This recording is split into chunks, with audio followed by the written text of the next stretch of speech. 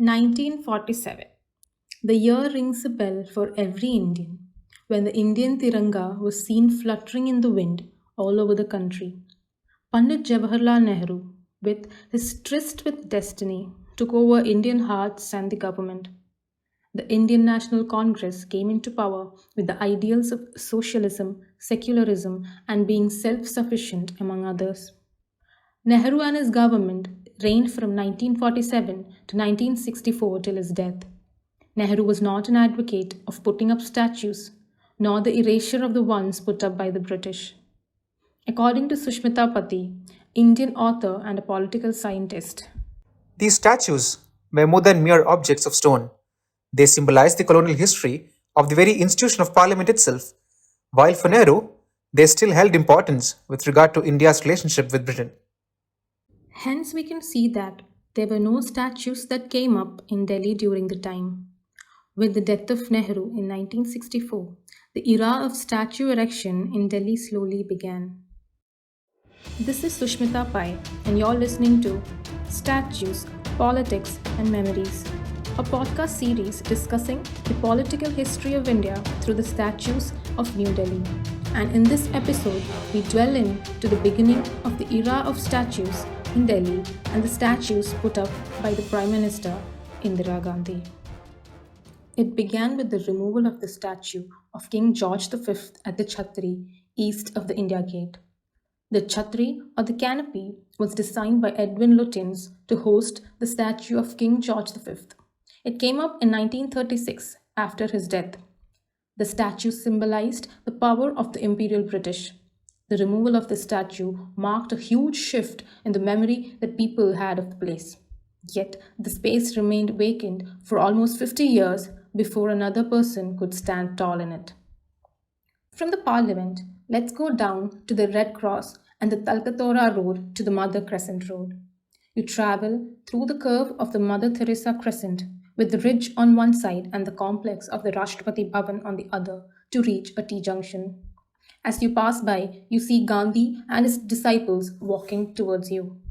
This is one of the most prominent statues and the first to come up in the public domain, the Gyarah Murti statue. Under Gulzarlal Nanda, the next Prime Minister, we could see the coming up of portraits, busts, and statues of Indian leaders. These mostly came up in the Parliament complex and other ministry houses. They were the Indian nationals who fought to win India her independence. They included people like Mahatma Gandhi, Lokmanya Tilak, Motilal Nehru, Gokhale, who were among the first to be put up. 1972 saw the silver jubilee of India's independence, and the then Prime Minister Indira Gandhi set up the Gyarah Murti statue, which exhibits Gandhi and his 10 followers from all caste and creed following him on a march. Set amidst a green landscape, this 26-meter long statue portrays the struggle of Gandhi and his leadership that attained India her independence, according to the plaque put up along it. The statue is on a slightly inclined horizontal ledge. Gandhi is placed at the elevated side to make him stand out. This is sculpted by the Padma Award winner Devi Prasad Roy Chowdhury, who is known for his bronze sculpting skills. This statue has had its set of rumors and debates.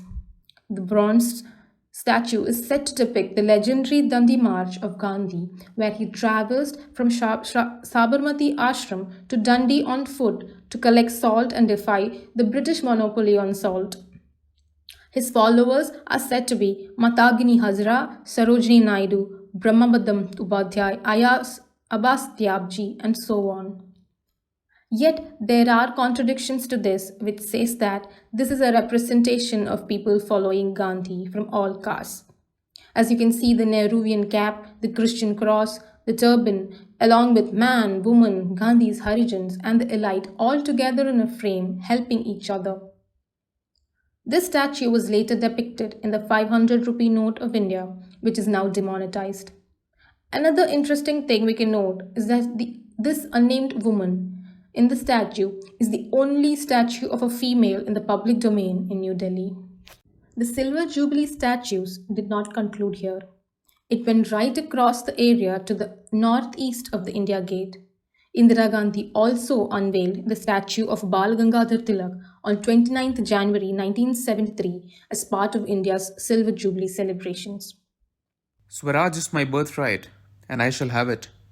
Lokmanya Bal Gangadhar Tilak, the maker of modern India, the first leader of the Indian independence movement, the father of the Indian unrest, Tilak was praised with similar appreciations.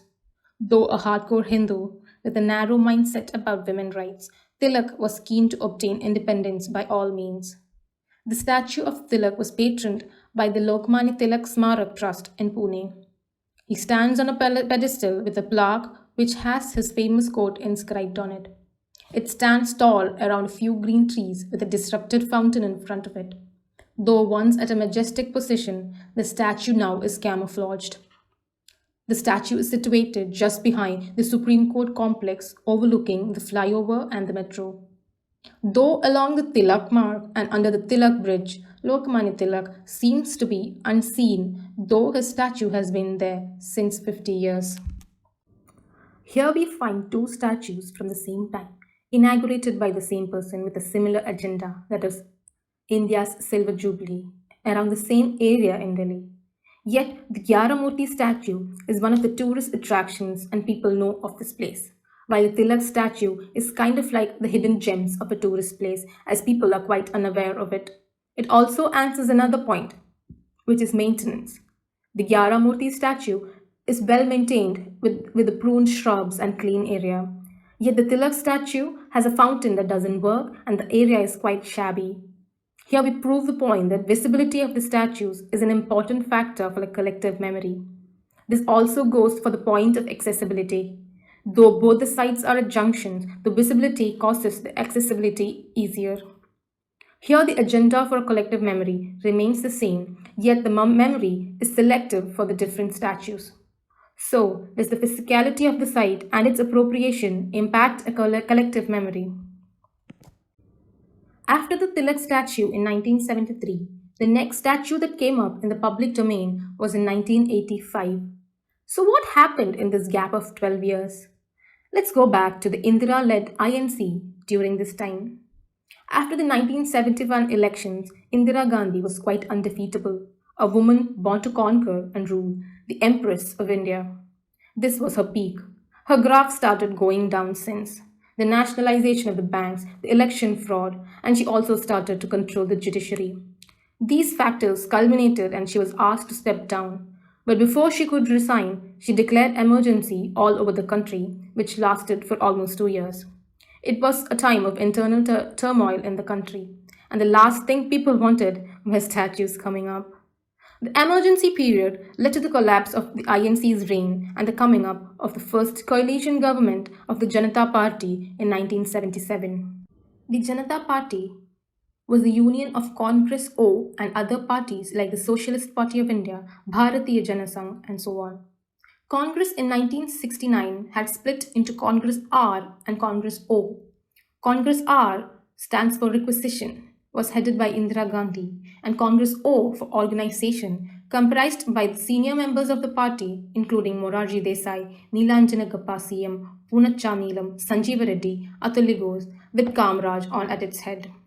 Morarji Desai was elected to be the next Prime Minister, though this government dissolved in 2 years since it was quite unstable.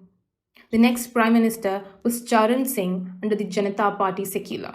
This government was much weaker and dissolved in a few months. We do not see any statues coming up under these governments, as statues, as I said, are the least of their worries.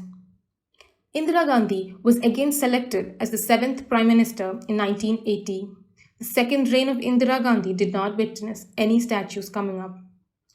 Before she could complete her term, she was assassinated by her own bodyguards in 1984.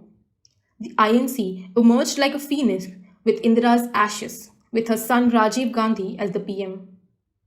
In the next podcast, we will see how this young Prime Minister broke the dry spell of erection of statues in New Delhi. Stay tuned.